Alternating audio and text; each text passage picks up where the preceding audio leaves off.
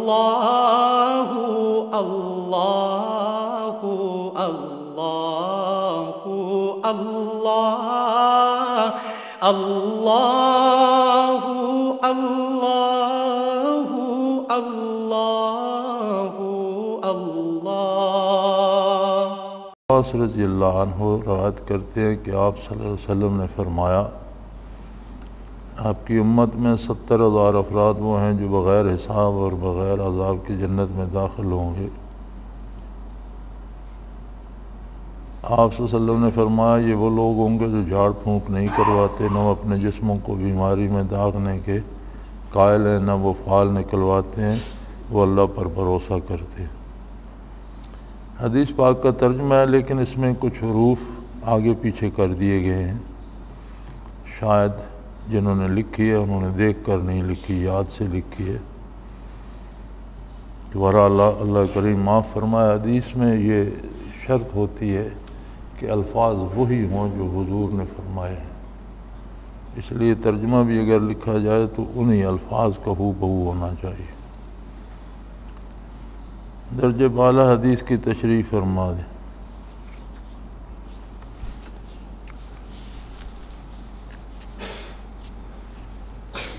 عربی میں پہلی بات تو یہ ہے کہ 70 کا ہندسہ جو ہے یہ کثرت کے لیے استعمال ہوتا ہے، یعنی جب 70 کہا جاتا ہے تو اس سے مراد گن کر 70 نہیں ہوتا بلکہ بہت زیادہ لوگ ہوتا ہے۔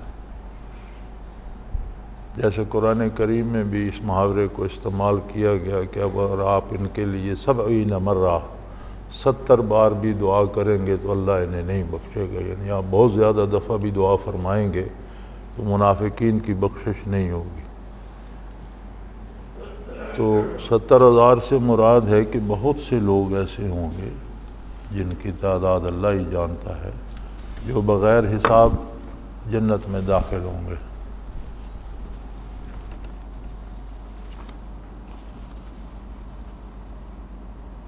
تو فرمایا یہ وہ لوگ ہوں گے جو جھاڑ پھونک نہیں کرواتے، نہ اپنے جسموں کو بیماری میں داغنے کے قائل ہیں، نہ وہ فال نکلواتے، وہ اللہ پہ بھروسہ کرتے۔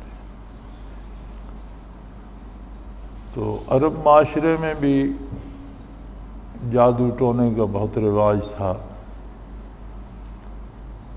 آج کل کی مروجہ اردو میں آپ جن کو سفلی علوم کہتے ہیں یا کالا جادو کہتے ہیں، پتہ نہیں ہم نے سفید جادو نہیں دیکھا، کالا ہی کالا ہوتا ہے، پتہ نہیں یہ خاص کالا کیا ہوتا ہے۔ تو یہ ہمارے جو ہفتہ وار میگزین آتے ہیں اخباروں کے، ان کے صفوں کے صفحے بھرے ہوئے ہوتے ہیں کالے جادو کی کاٹ کے ماہر، اور پتہ نہیں ہر خواہش پوری کروا لے اور یہ وہ۔ تو جھاڑ پھونک سے مراد یہ ہے کہ غیر شرعی طریقے سے ان شیطانی علوم سے استفادہ کرنے کی کوشش نہیں کرتے، ان پر اعتماد نہیں کرتے۔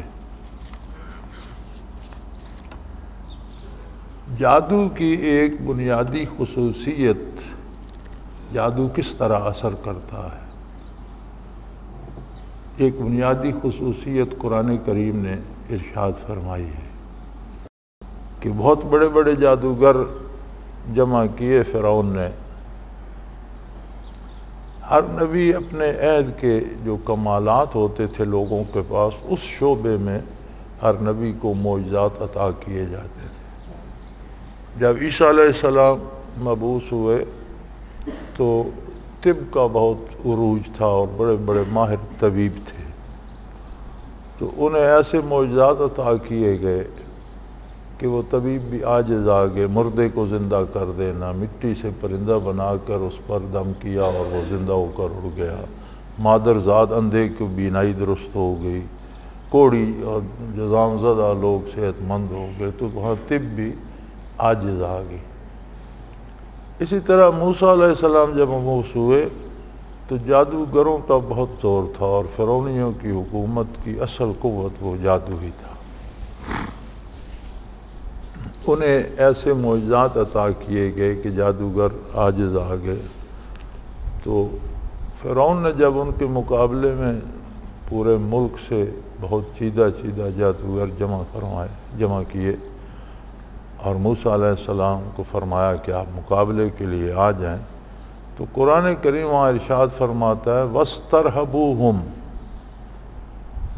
انہوں نے لوگوں کو خوف زدہ کر دیا، مرعوب کر دیا، ڈرا دیا۔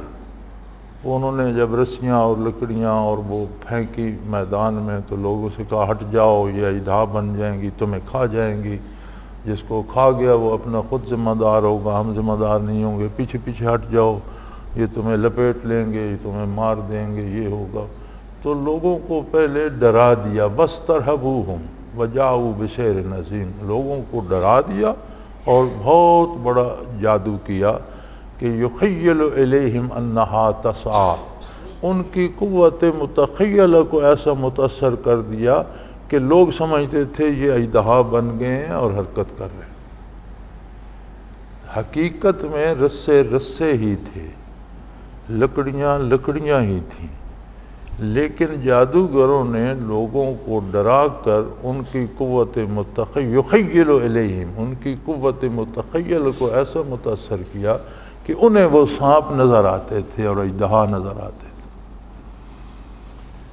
تو جادو کا فلسفہ یہ ہے کہ سب سے پہلے بندے پر اس کی ہیبت اور رعب طاری کیا جائے، اس کا قائل ہو جائے، اس کے اثر کا قائل ہو جائے، اس سے ڈرنے لگے۔ تو جب وہ اس سے ڈرتا ہے تو وہ شیطان اس میں اثر پذیری پیدا کرتا ہے، جس قدر شیطان سے ممکن ہو سکے وہ بندے کا نقصان کرے یا اسے ایذا پہنچائے، لیکن جو اس سے ڈرتے نہیں، اللہ پہ بھروسہ کرتے ہیں، پرواہ نہیں کرتے، ان پر جادو کا اثر بھی نہیں ہوتا۔ تو یہاں وہی فرمایا گیا ہے کہ جو لوگ جھاڑ پھونک نہیں کرواتے، جھاڑ پھونک سے مراد یہ سفلی علوم کے ماہر اور جادو کے کاٹ کے ماہر اور ہر خواہش پوری ہو جائے گی اور محبوب قدموں میں، اور یہ جو غیر شرعی طریقے رائج ہیں، جو آج کل ہماری جسے آپ بڑی مہذب سوسائٹی کہتے ہیں، اس میں سب سے زیادہ ہے، غریبوں میں پھر کم ہے۔ ہمارے ہاں تہذیب کا نشان بھی یہ ہے نا کہ کسی بہت بڑی امیر آبادی میں کسی کا گھر ہو تو وہ مہذب آدمی ہے، خواہ وہ کتنا اجڑ جاہل بے دین بدکار ہو، اسے مہذب کہا جاتا ہے۔ جو آج کل کی ہماری برائے نام مہذب معاشرہ یا سوسائٹی بنی ہوئی ہے، اس میں یہ بہت زیادہ اور بہت کثرت سے ہے، بلکہ ہمارے حکمران تک اس کے اسیر ہیں، اور بڑے بڑے وزیروں نے یہ جادو ٹونے کے ماہر رکھے ہوئے ہیں۔ آپ کے پنڈی پی سی ہوٹل میں بھی کمرے بک کرا کے وزیروں نے دیے ہوئے ہوتے ہیں، اسی طرح وزیر اعظم صدر صاحب کے پریزیڈنٹ ہاؤس پہ بھی رہتے ہیں۔ تو یہ جو اسے جھاڑ پھونک کہا گیا ہے، شرعی طریقے سے کوئی قرآن کریم کی آیات آخری 2 صورتیں پڑھ کے دم کر دیتا ہے، یا کوئی آیت یا کوئی صورت پڑھ کے دم کر دیتا ہے، اس سے شفا ہو جاتی ہے، تو یہ اللہ کریم کی برکت ہے اور جائز ہے۔ کوئی تعویذ لکھ کر دیتا ہے جس میں اسماء الہی یا قرآنی آیات یا کوئی ناجائز چیز نہیں ہوتی، تو ایک فقہ کا قاعدہ ہے کہ آپ قرآن کریم ختم کرواتے ہیں، کیونکہ ایک بندہ بیمار ہے، اللہ اسے صحت دے دے، مکان بنایا ہے، آپ قرآن کریم کا ختم اس میں کرواتے ہیں کہ ابتدا اللہ کے نام سے ہو، اس میں برکت ہو۔ یہاں لوگ گاڑیاں خریدتے ہیں، یہ ٹرک بسیں، تو ختم قرآن کراتے ہیں کہ اس میں برکت ہو، اللہ اس سے نفع دے۔ اس سب پہ اجرت لینا بھی جائز ہے، جہاں علاج کے لیے آپ ختم قرآن کراتے ہیں یا تعویذ لیتے ہیں یا دم کرواتے ہیں تو اس پر اجرت لینا شرعاً جائز ہے۔ اگر کوئی نہیں لیتا تو اس کی طرف سے صدقہ ہے، لیکن اگر کوئی لیتا ہے تو اجرت لینا جائز ہے، چونکہ یہ قرآن کی اجرت نہیں، یہ علاج کی اجرت ہے۔ جب کوئی دنیا سے گزر جاتا ہے یا جو فوت ہو چکے ہیں ان کے ایصال ثواب کے لیے ہم ختم کراتے ہیں تو وہاں اجرت لینا جائز نہیں۔ اس لیے کہ وہاں ثواب درکار ہے۔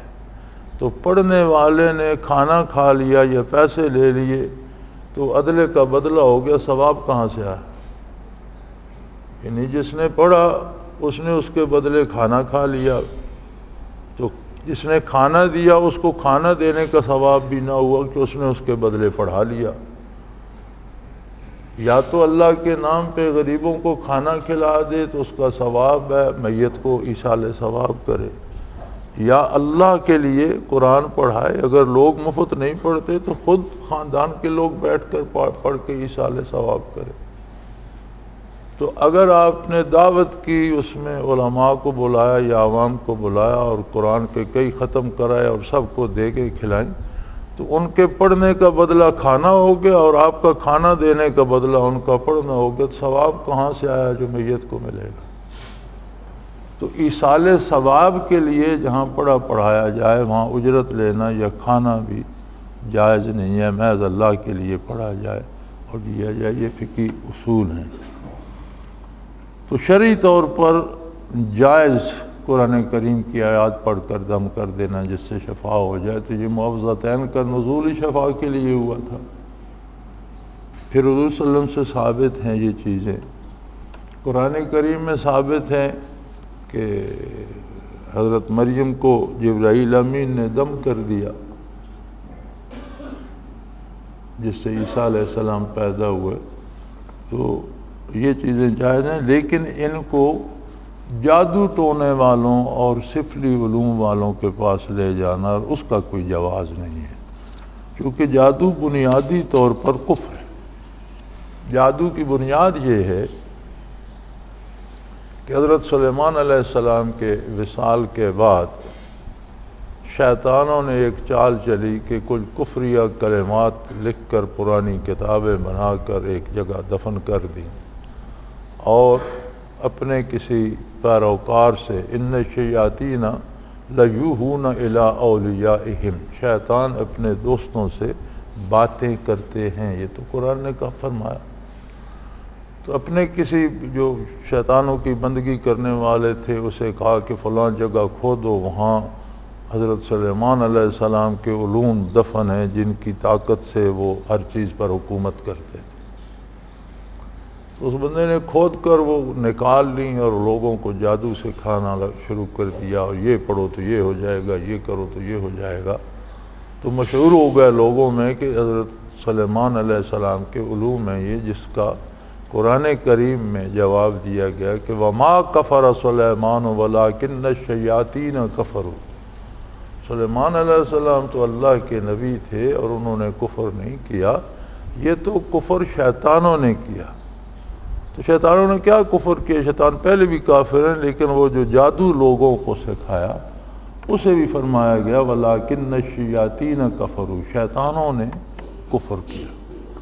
تو اس کی بنیاد ہی اللہ کی عظمت کے انکار پر ہے، کفر پر ہے، اور شیطان کی پوجا پاٹ پر اور شیطان کی طاقت پر اعتبار کرنے پر ہے۔ لہذا بنیادی طور پر یہ کفر ہے، اور جو بندہ ڈر جاتا ہے اس سے تو جس قدر شیطان سے ممکن ہوتا ہے اس پر وہ اسے ایذا بھی پہنچاتا ہے، اس سے تکلیف بھی ہوتی ہے۔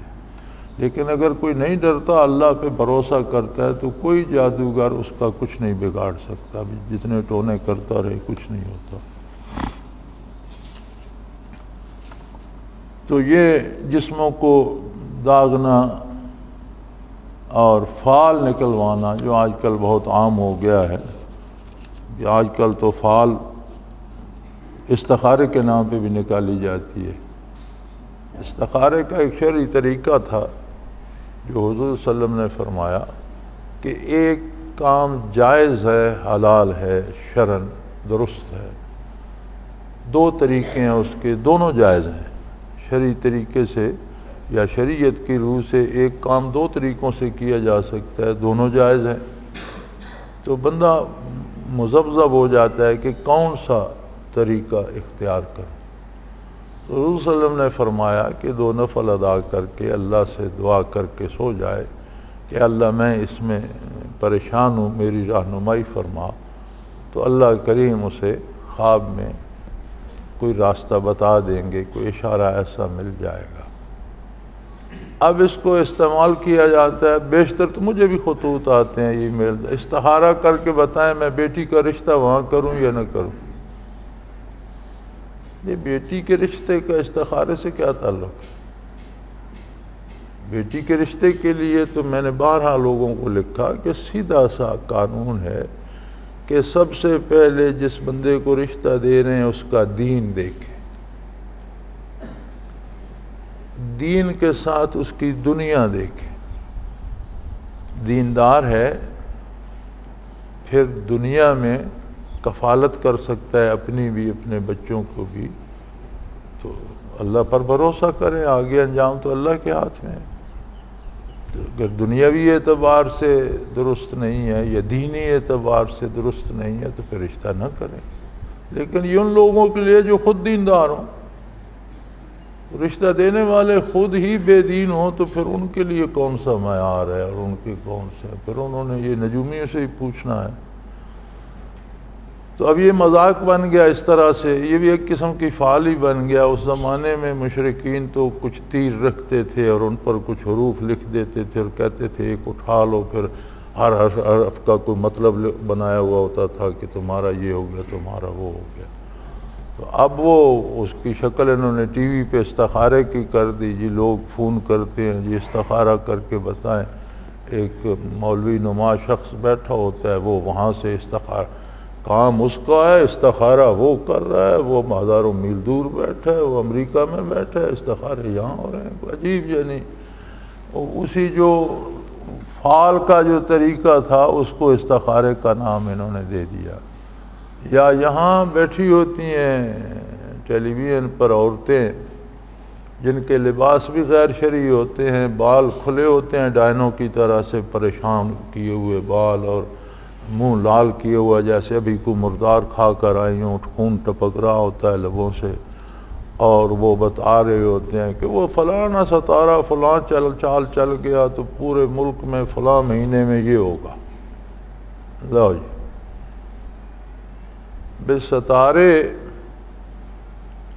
اللہ کریم کی مخلوق ہیں، اللہ کریم نے ان کو بھی اپنے کام پہ، ان کے کام پہ ان کی بھی ذمہ داریاں ہیں، وہ بھی چلتے ہیں، ان سے جو اثرات مرتب ہوتے ہیں ان کو ستاروں کو ان کی خبر نہیں ہوتی۔ اب سورج سے کتنے اثرات زمین پہ مرتب ہوتے ہیں، پانی خشک ہو جاتے ہیں، بادل بنتے ہیں، بھاپ بنتی ہے، کھیتیاں پکتی ہیں، پھل پکتے ہیں، لیکن سورج کو پتہ نہیں ہے کہ میری کرنوں سے زمین پر کیا کیا ہو رہا ہے۔ یہ اس مالک کو پتہ ہے جس نے سورج کو وہ توانائی دی اور جو اس کی کرنوں سے نتائج پیدا کرتا ہے، خود سورج کو پتہ نہیں ہے۔ چاند سے کتنی تبدیلیاں آتی ہیں، بلکہ سمندر میں مد و جزر چاند سے آتا ہے۔ تو ایک دفعہ سویڈن میں یہ تجربہ کیا گیا کہ سویڈن بھی ایک جزیرہ ہے اور اس کے گردا گرد سمندر ہے، تو بہت بڑی بندرگاہ تھی ان کی، تو جب سمندر میں مد و جزر آتا تو وہ ساری اس بندرگاہ کو بھی ہلا جلا دیتا۔ تو انہوں نے یہ تجربہ کیا کہ ایک دیوار بنا دی جائے سمندر کی طرف جس میں صرف جہازوں کے گزرنے کا راستہ ہو اور یہ سمندری لہریں جو ہیں یہ اس میں زیر و بم پیدا نہ کریں۔ جب دیوار بن گئی تو بعد میں پتہ چلا کہ دیوار کے اندر جتنا سمندر ہے اس میں آبی حیات نہیں رہی، پانی میں رہنے والی مچھلیاں اور دوسرے جانور جو ہیں وہ یا مر گئے ہیں یا اس سے نکل گئے، وہ خالی ہو گئے۔ کہ عجیب بات ہے بھئی، انہوں نے اس پہ تحقیق شروع کی تو پتہ چلا کہ جب چاند کے بڑھنے گھٹنے سے جب سمندر میں مد و جزر آتا ہے تو اس کا پانی الٹ پلٹ ہو جاتا ہے۔ اب نیچے جو پانی ہے اس میں آکسیجن کم ہوتی ہے کہ وہ جانور استعمال کرتے رہتے ہیں، اوپر والے میں زیادہ ہوتی ہے، جب وہ الٹ پلٹ ہوتا ہے تو سب ایک جیسا ہو جاتا ہے۔ جہاں وہ مد و جزر ہٹ گیا، پانی ساکن سا ہو گیا تو اس میں آکسیجن کی کمی پیدا ہونے لگی، تو جانور یا مر گئے یا اس دیوار سے باہر نکل گئے۔ اب کتنی حیات کا مدار ہے اس مد و جزر پر، لیکن چاند کو اس کا پتہ نہیں ہے۔ یہ اسی کو پتہ ہے جس نے چاند کو بنایا، اس کو وہ تاثیر دی، اس کے اثرات رکھے، اس سے آگے اثرات مرتب فرماتا ہے۔ یہ مالک کا کام ہے۔ تو یہ فالیں نکلوانا کہ جی بس یہ کرو تو وہ ہو جائے گا، اور فلاں ستارہ ادھر، ستاروں کو خود نہیں پتہ کیا ہو رہا ہے۔ اللہ کریم نے بڑے بڑے ستارے بنائے اور ان کو بروج کہا قرآن کریم میں۔ بروج سے مراد ہے وہ بڑے ستارے جو زمین سے دیکھنے میں بھی بڑے لگتے ہیں، اور جن سے بعض لوگ سمت متعین کرتے ہیں، بعض لوگ راستے متعین کرتے ہیں، سمندروں میں، صحراؤں میں ان کو دیکھ کر راہیں متعین کرتے ہیں، انہیں بروج کہا گیا ہے۔ تو علامہ مرحوم نے کہا تھا کہ ستارہ میرے مقدر کی کیا خبر دے گا، ستارہ میرے مقدر کی کیا خبر دے گا کہ خود فراخی افلاک میں ہے خار و زبوں، کہ آسمانوں کی وسعت میں خود دھکے کھاتا پھرتا ہے، اسے پتہ نہیں کس لمحے اسے کہاں ہونا ہے، تو میری تقدیر کا پتہ وہ کہاں سے بتائے۔ وہ خود مجبور ہے قدرت کے نظام کے آگے، اور جہاں جہاں اللہ نے اس کے راستے متعین کر دیے ہیں وہاں چل رہا ہے۔ تو ان چیزوں کو رہنما بنا لینا یہ اعتماد علی اللہ کے منافی ہے، اور یہ سارے کفری کام ہیں۔ اس لیے ایسے لوگوں کو جو ان سے بچیں گے، ان چیزوں پہ اعتماد نہیں کریں گے، اللہ پہ بھروسہ کریں گے، اللہ پہ اعتماد کریں گے۔ اللہ پہ بھروسے کا مطلب یہ ہے کہ اللہ کی عظمت کو مانا بھی جائے، اور ماننے کی دلیل یہ ہے کہ اللہ کی اطاعت کی جائے اور رسول اللہ علیہ وسلم کا اتباع کیا جائے۔ ماننا محض زبانی نہیں ہوتا، یا بھروسہ یا توکل زبانی نہیں۔ توکل کا مراد یہ ہے کہ جو طریقہ حضور صلی اللہ علیہ وسلم نے فرمایا ہے اسے عین اطاعت الہی سمجھ کر اختیار کیا جائے، عبادات میں بھی، معاملات میں بھی، تعلقات میں بھی۔ تو یہ ہے اللہ پر بھروسہ۔ تو جو لوگ اللہ پہ بھروسہ کرتے ہیں، اپنے معاملات سنت کے مطابق کرتے ہیں، اور امید رکھتے ہیں کہ اللہ ان کی حفاظت فرمائے گا، ایسے لوگوں کو اللہ بغیر حساب کے بھی بخش دیں گے۔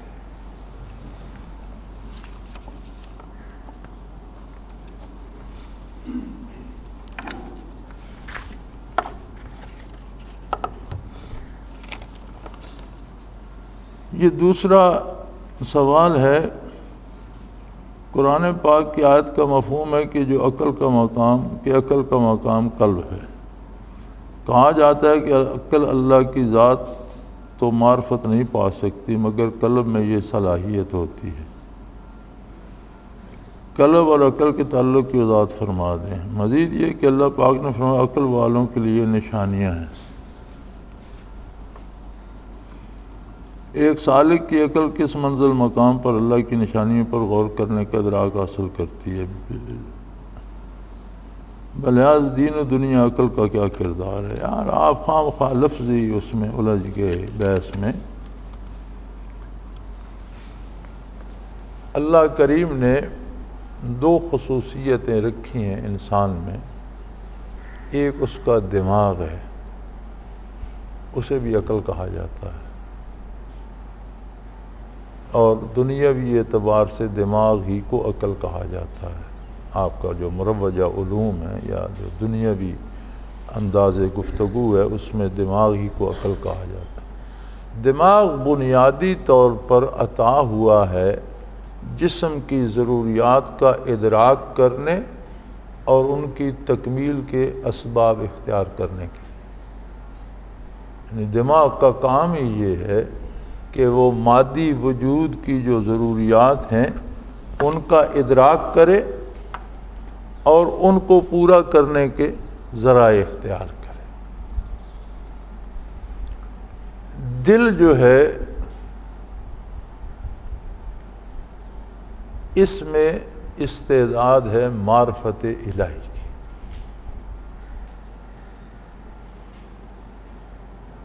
جسے قرآن کریم قلب کہتا ہے، اور انگریزی میں اسے سیٹل ہارٹ کہتے ہیں۔ دل کے اندر ایک لطیف ربانی ہے، یہ جو گوشت کا لوتھڑا ایک خون پمپ کرنے کی مشین بنا ہوا ہے، ایک پمپنگ سٹیشن بنا ہوا ہے، اس کے اندر ایک لطیف ربانی ہے جسے قلب کہتے ہیں، وہ عالم امر سے ہے۔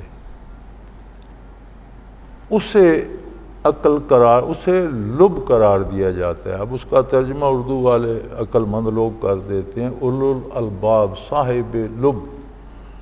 لب ہوتی ہے کسی بھی چیز کا جو کچھ اس سے اعلیٰ سے اعلیٰ چیز حاصل ہو سکتی ہے، وہ اس چیز کا لب یا الباب کہلاتی ہے۔ جمع کریں تو لب کی جمع الباب بن جائے گا۔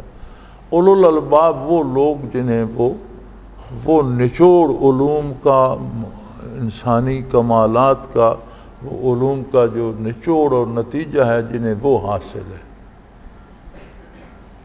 اس کا ادنا درجہ یہ ہے کہ شریعت کے حلال و حرام سے واقف ہو اور اس پر عمل کرتا ہو، وہ اپنی حیثیت میں صاحب لب ہے۔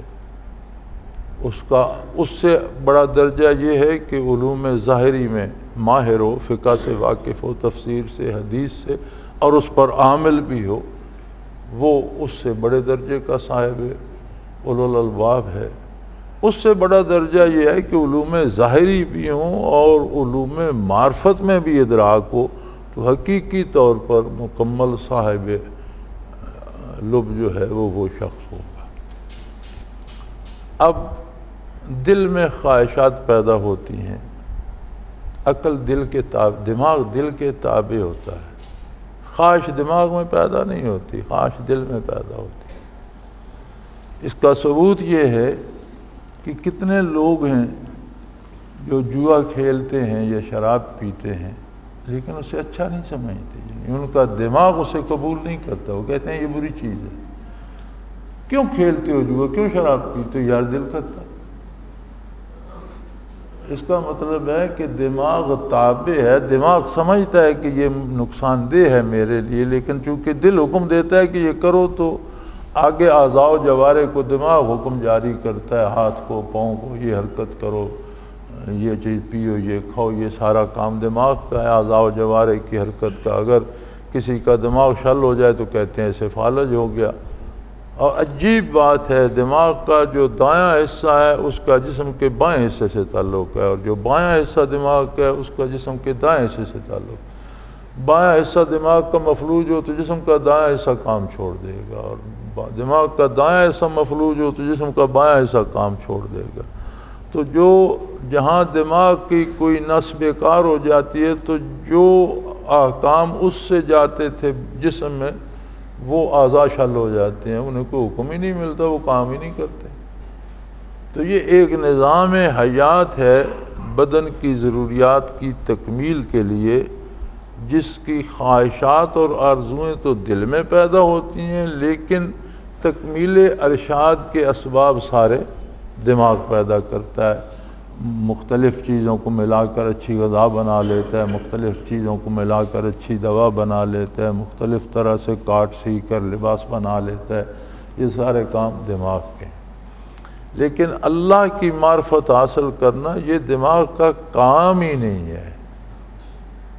دماغ مادی ہے، مادی وجود کی ضروریات کی تکمیل کے لیے عطا ہوا ہے، اور بات ختم۔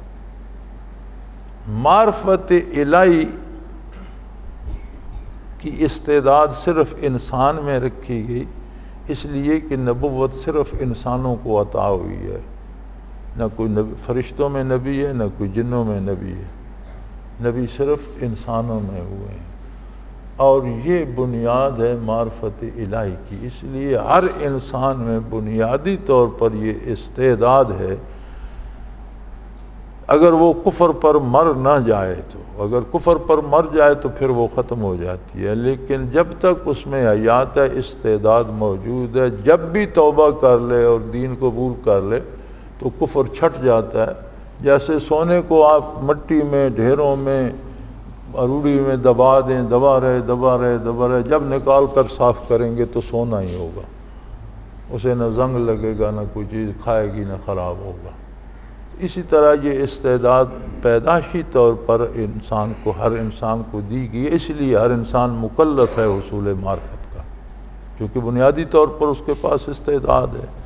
اور اگر وہ اسے ساری زندگی استعمال نہیں کرتا اور صرف پیٹ بھرنے کے ذرائع استعمال کرتے کرتے مر جاتا ہے تو یہ خود بہت بڑا جرم بن جاتا ہے کہ اتنی بڑی نعمت کی تو نے پرواہ ہی نہیں کی۔ اور جنہیں ایمان ہی نصیب نہیں ہوتا وہ تو خیر زندگی میں اس کے استعمال سے انکار کر بیٹھے۔ تو جب قلب میں حیات آتی ہے، قلب زندہ ہوتا ہے، تو جتنے اس کے مقامات بڑھتے جاتے ہیں اتنے ادراکات بڑھتے جاتے ہیں، اور اس طرح کی اس کی معرفت الہی ترقی کرتی جاتی ہے۔ ایک لطیفہ جس کا جاری ہو گیا اس کا اپنا درجہ ہے معرفت کا، جس کے 5 لطائف ہیں اس کا اپنا درجہ ہے، جس کے 7 ہیں اس کا اپنا ایک درجہ ہے، جس کے مراقبات ہیں اس کا ایک اپنا درجہ ہے، جسے فنا فی الرسول حاصل ہے اس کا ایک اپنا درجہ ہے، جسے فنا بقا حاصل ہے اس کا اپنا، جو اس سے بالا چلا گیا اس کا اپنے اپنے مقام کے مطابق۔ ویسے ہر بندہ جانتا ہے کہ ملک کا صدر یا سربراہ یا حکمران ہے، ایک عام آدمی کے دل میں جو اس کا احترام ہے وہ ایک اور ہے، لیکن جو سرکاری ملازم ہے وہ جس طرح اس کے منصب سے واقف ہے وہ اور ہے۔ پھر اس میں سرکاری ملازم میں جتنا کوئی ترقی کرتا جاتا ہے، جتنا اوپر چلتا جاتا ہے، اتنا وہ حاکم یا بادشاہ کے قریب ہوتا جاتا ہے اور اس کی حال سے زیادہ واقف، زیادہ احترام کرنے لگ جاتا ہے۔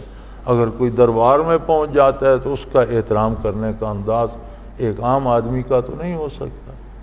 تو اسی طرح معرفت الہی کے بھی درجات ہیں جو لطیف قلب سے شروع ہوتے ہیں، اور جہاں تک اللہ کسی کو لے جائے اس مقام کے مطابق وہ کرتے رہتے ہیں۔ تو یہ معرفت الہی کو اگر عقل کہا جائے تو اس کا مقام دل ہے، اور دنیاوی ضرورتوں کو پورا کرنے کے طریقے اور ان پر عمل کرنے کو کہا جائے تو پھر وہ دماغ ہے۔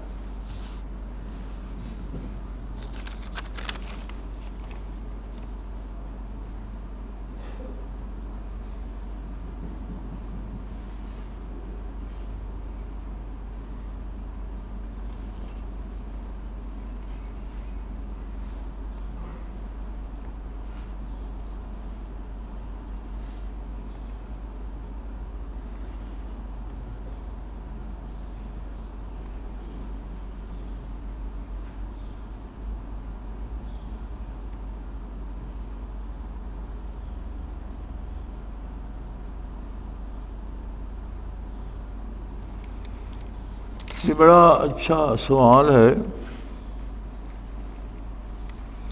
کہ حدیث شریف میں نبی کریم صلی اللہ علیہ وسلم کا ارشاد ہے قاد الفقر ان یکون کفرا، ہو سکتا ہے کہ افلاس کسی کو کفر میں مبتلا کر دے۔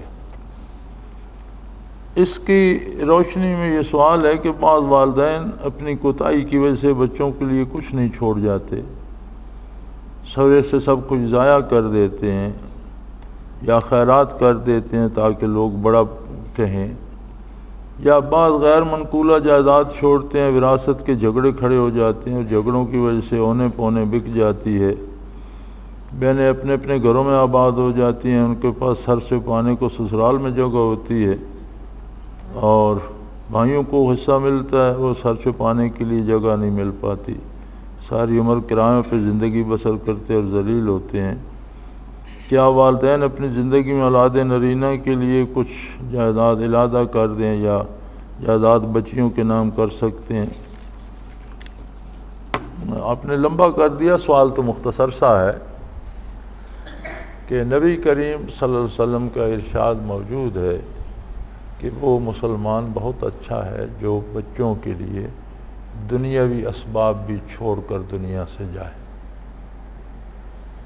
لیکن اس بات کا مکلف نہیں ہے کہ رشوت لے یا چوری کرے یا دوسروں کا حق چھینے، جائز اور حلال وسائل سے کمائے اور اس میں سے بچت کرے، اور اگر زمین ہے غیر منقولہ جائیداد ہے اس سے آمدن آتی ہے تو اس کا عشر دے، اور اگر دولت ہے سرمایہ ہے تو اس پر زکوٰۃ ادا کرتا رہے، اور بچوں کو تہی دست چھوڑ کر نہ مرے تو یہ اچھی بات ہے کہ ان کے دین کے بچنے کا سبب بن جاتا ہے۔ اور وہ افلاس اور بھوک جو ہے یہ بعض اوقات بندے کو خطرہ ہوتا ہے کہ کفر میں بھی مبتلا کر دے۔ جب وہ لوگوں سے مانگنے پہ مجبور ہوتا ہے تو پھر اس کا کوئی کردار نہیں رہتا۔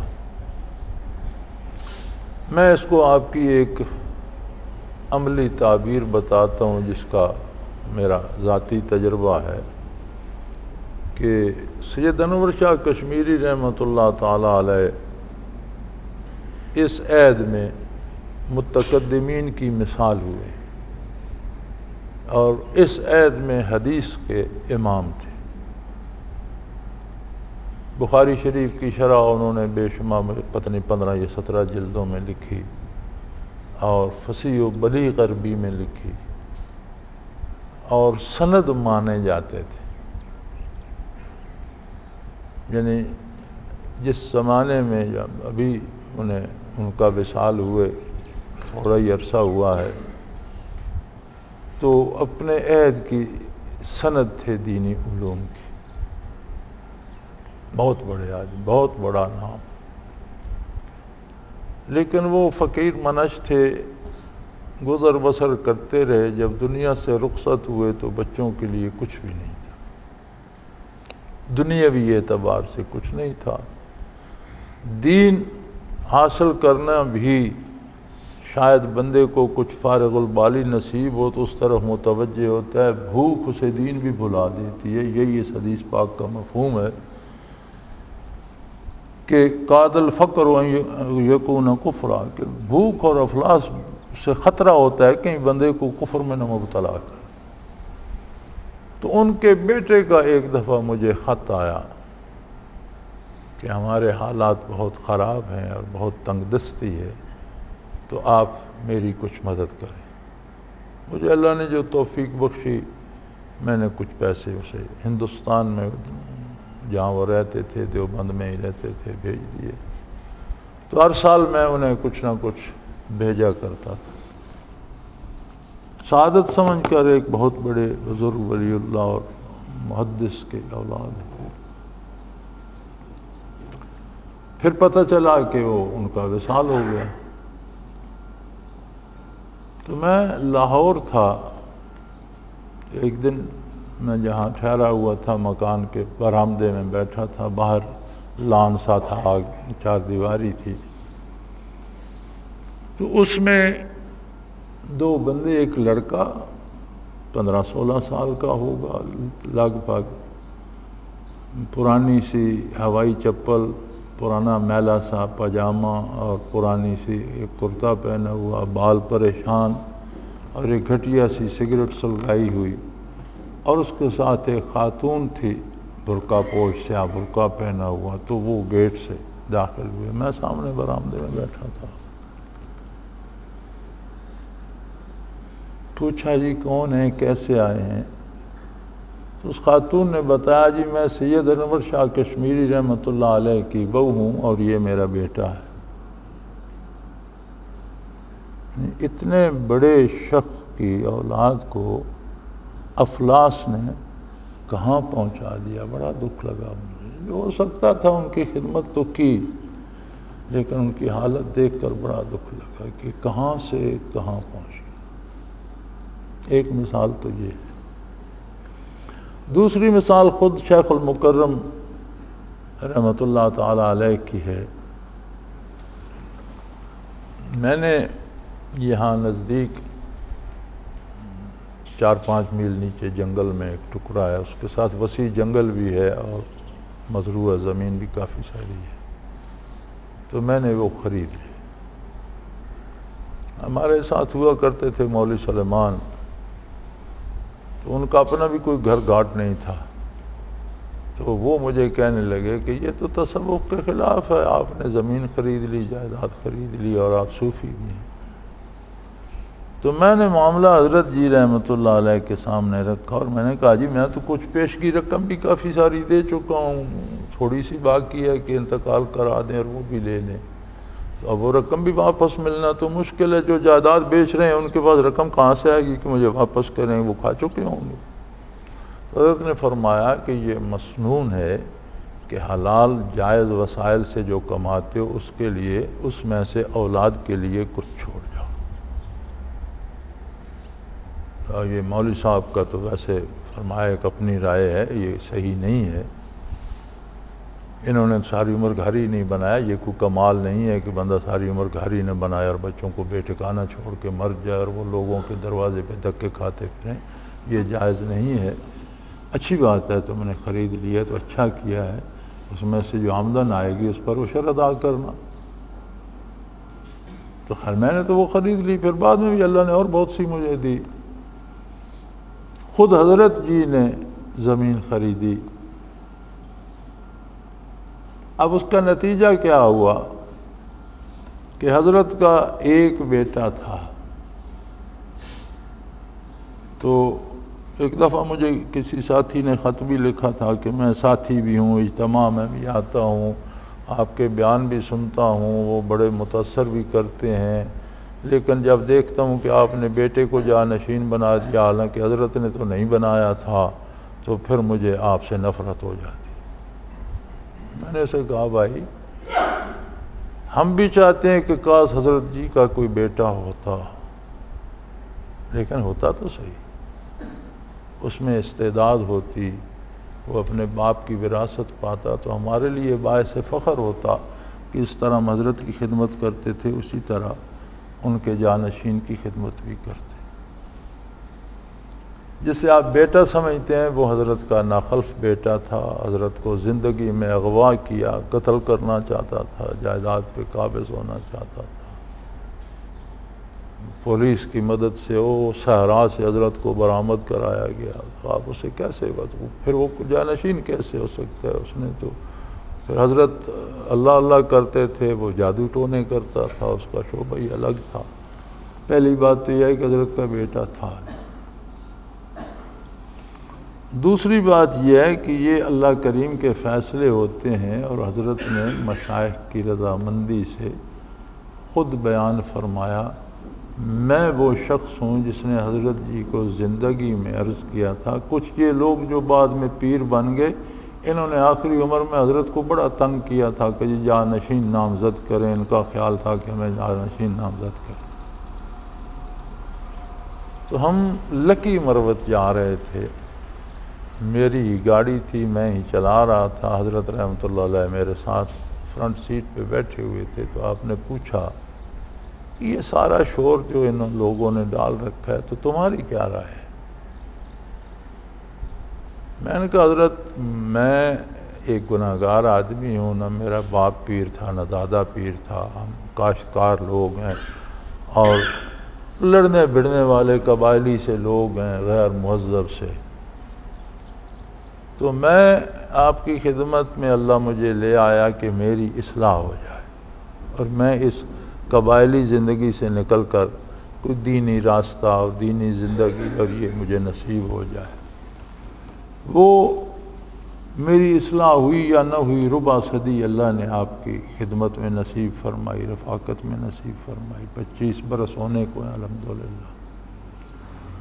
میں پیر بننے کے لیے یا مرشد یا شیخ بننے کے لیے آیا نہیں ہوں، میں اپنی اصلاح کے لیے آیا. وہ ہوئی ہے یا نہیں ہوئی مجھے اس سے کوئی غرض نہیں کہ آپ کس کو اپنا جانشین مقرر کرتے ہیں. آپ جسے کر دیں گے ہمارے لیے وہ آپ کا قائم مقام ہوگا. اللہ اللہ خیر صلی اللہ. اور مجھ پہ یہ شفقت کیجیے گا کہ یہ مصیبت میرے گلے نہیں ڈالیے گا.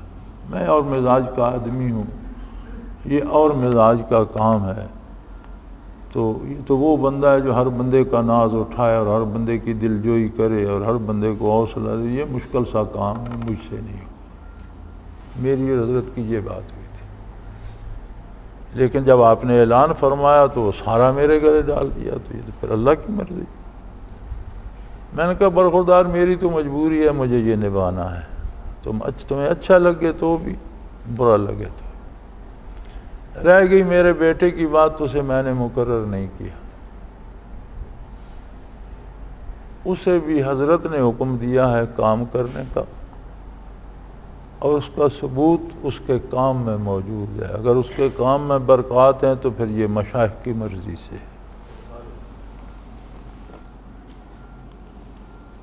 اس کی دلیل یہی ہو سکتی ہے کہ اگر وہ کام صحیح کر رہا ہے اور اس سے لوگوں کو فائدہ ہو رہا ہے اور برکات ہو رہی ہیں اور مراقبات ہو رہے ہیں تو پھر یہ مشائخ کی مرضی کے بغیر تو نہیں ہے۔ اور اگر وہ کوئی بے دینی کا کام کر رہا ہے یا برائی کر رہا ہے یا لوگوں سے چندے وصول کر رہا ہے تو پھر یہ میری غلطی ہے۔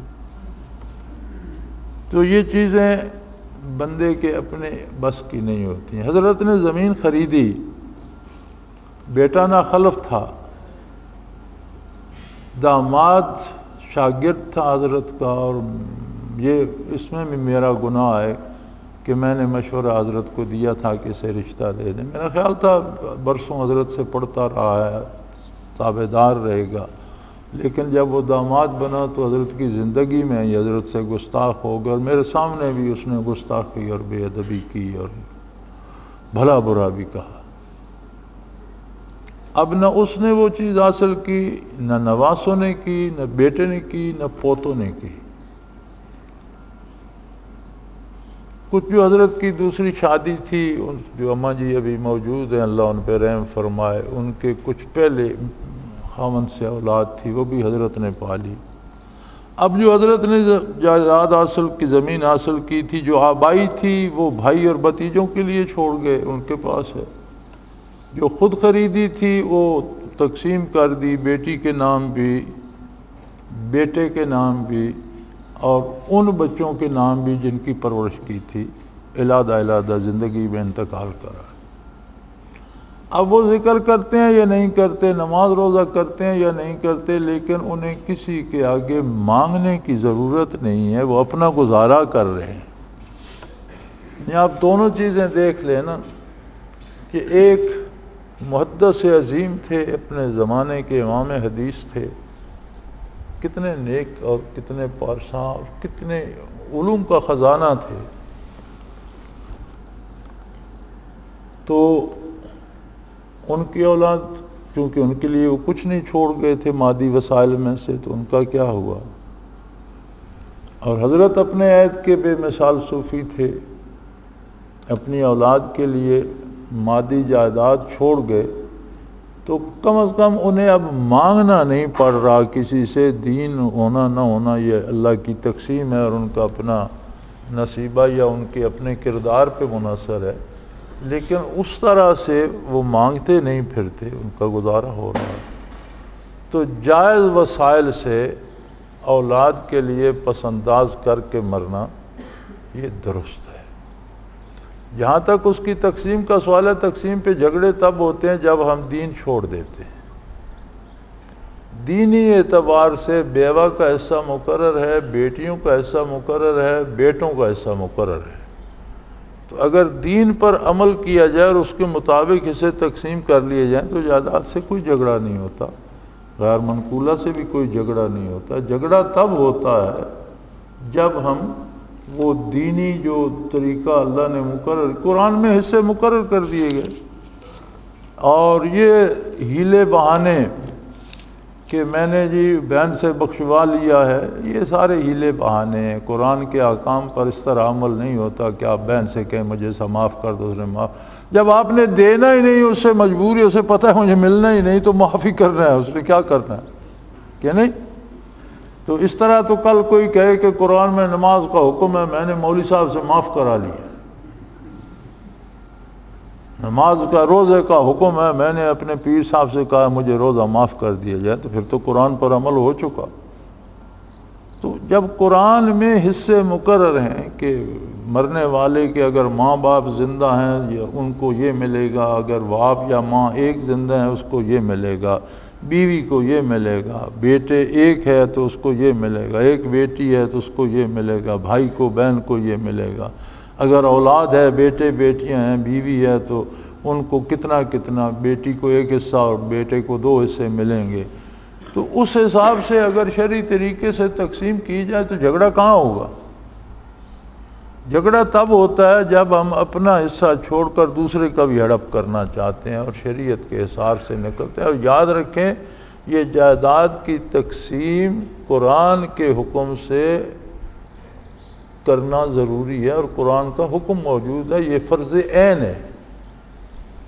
جو حکم قرآن کی آیت سے ثابت ہوتا ہے وہ فرض عین ہوتا ہے، اسے کہتے ہیں یہ حکم منصوص ہے، اس میں قرآن کی نص موجود ہے، یعنی آیت موجود ہے، اس میں طاقت موجود ہے، قرآن کا یہ حکم ہے۔